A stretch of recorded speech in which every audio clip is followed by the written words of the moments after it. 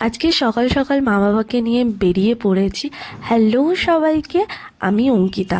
আজকে বাবার regular check up আছে অ্যাপেলোতে, তার জন্য আমি আর মা বাবা তিনজনেই বেরিয়ে পড়েছি।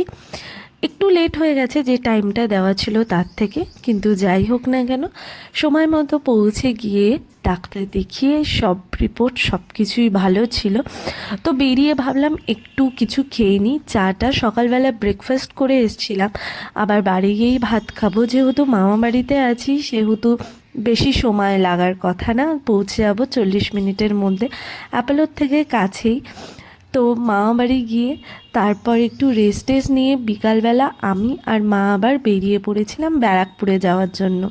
অনেকেই জানো না, ব্যারাকপুর স্টেশনে হনুমানজির একটা অনেক বড় মন্দির আছে, ট্রেন থেকেই দেখা যায় মন্দিরটাকে। তো সেখানেই আজকে আমি আর মা পুজো দিতে এসেছি। আর আজকে যেহেতু মঙ্গলবার ছিল, তো সেহেতু অনেকটাই ভিড় ছিল আর ভোগও দেওয়া হচ্ছিল। তো আমরা লাইনে দাঁড়িয়েছিলাম, কিন্তু বেশিক্ষণ সময় লাগেনি, একদমই কম লাইন ছিল। আর এই দেখো হনুমানজি, তোমরাও দর্শন করে নাও। বেশ ভালোভাবেই আমরা পুজোটা দিতে পেরেছি। ভোগের লাইনে ভিড় ছিল, কিন্তু মন্দিরের লাইনটায়, পুজোর লাইনটায় অতটাও ভিড় ছিল না।